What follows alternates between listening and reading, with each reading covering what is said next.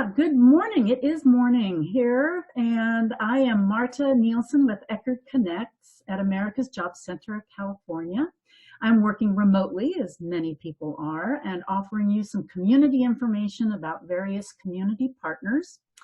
And today I am with Shauna. Did I say that right? No. No. Sorry. Shayna. Shayna, okay.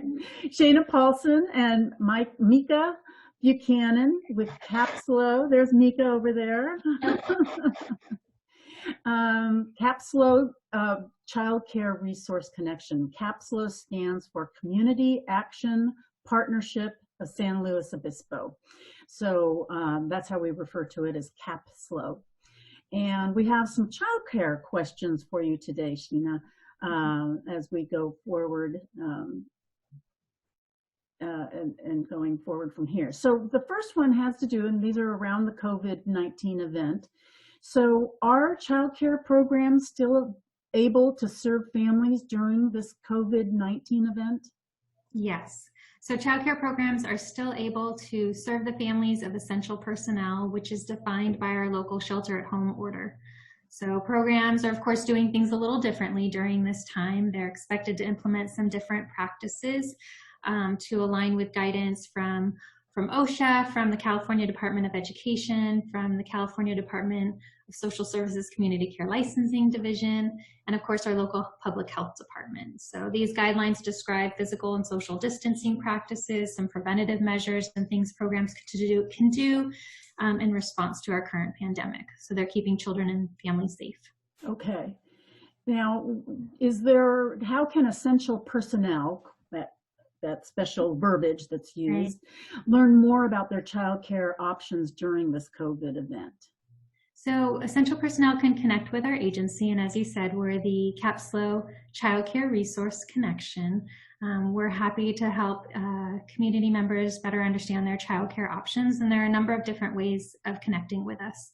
So we have a toll-free number, which is 888-727-2272, but people can also reach us online. So there's findchildcareslo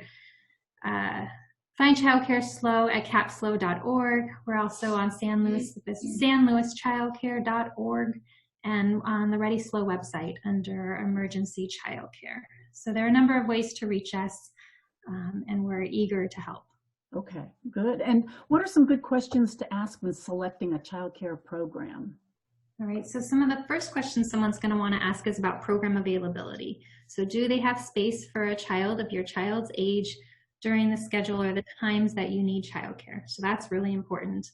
Then they're going to want to ask some questions to figure out the quality of the match. So they want to know, you want to kind of take some time to consider your own family values and what you know about your child, so that you can come up with questions that help you find out if that is the good match. So you may want to know if the program is faith-based, if they have pets on site, if they spend a lot of time outdoors, if they're heavily structured or more fluid, and how they might respond to challenging child behavior. Parents are going to want to know maybe the ages of other children in care, so they can have a feel for how the environment might be set up and what the peer group might look like, and if the activities are set up for children of their child's age. When we're giving families a list of options, some childcare programs that may be available to meet their needs, we're also sending them a link to the Department of Social Services Community Care Licensing Transparency website. So this is a place where families can find out information about recent licensing visits and any citations the programs have had. So say they find that a program failed to do the required fire drills. So it would be a good idea for the family to then ask the program what their current practices and procedures are in order to ensure that they're doing those regularly, those regular fire drills that are important. You're gonna, of course, during this time, it's gonna be important to ask about daily schedules related to cleaning and sanitation, and if they're teaching children about hand washing and what they're doing to prevent the spread of COVID-19.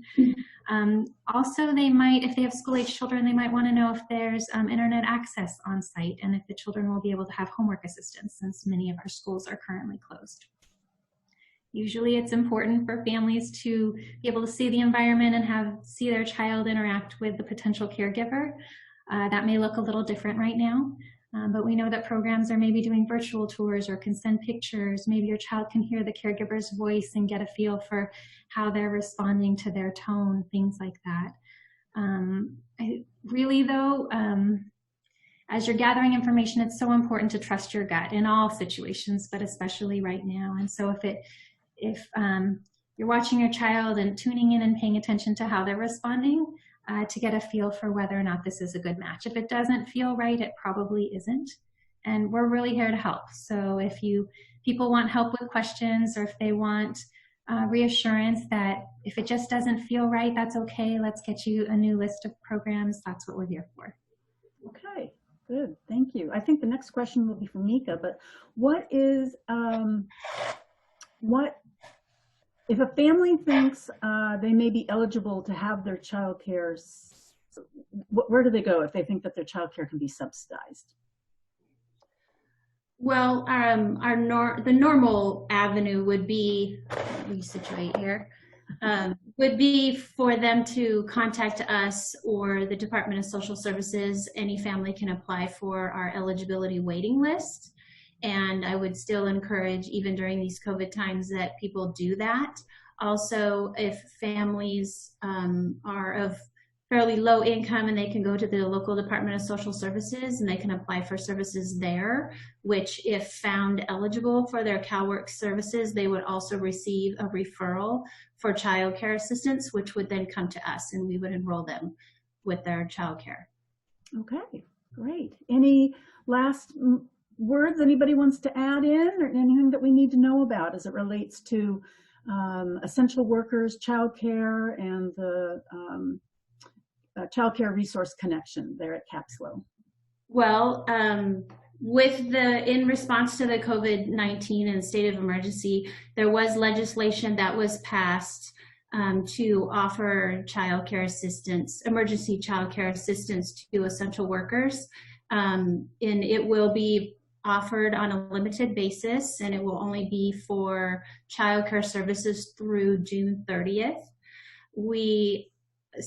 Our alternative payment program, we still have not received the amount of funding that we will receive from the state. There was $50 million that's been allocated to childcare slots for this emergency childcare. And, we suspect that we might get maybe 0.5% of that. We'll see. Depending upon how much money we receive will depend upon how many children we will be able to offer this to. And with the money comes a level of priorities that the state has given to us. And I'll just go through the level of priorities and then the next steps once we have the money and are able to accept applications. So the first priority would be at-risk populations, like children at risk of abuse, neglect, or exploitation, then as well as foster children, families experiencing homelessness, and children of domestic violence. The second priority will be essential workers that are defined by the governor's executive order, whose income is within our 85% of state median income, which is our normal ceiling level for providing childcare services to families on our already existing programs.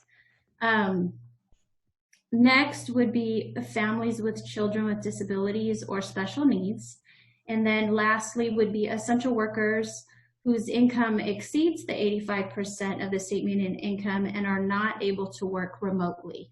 So those are the priorities that the state has set for when families apply for this essential worker childcare assistance that we're to follow as far as who we can and cannot accept to pay for their childcare.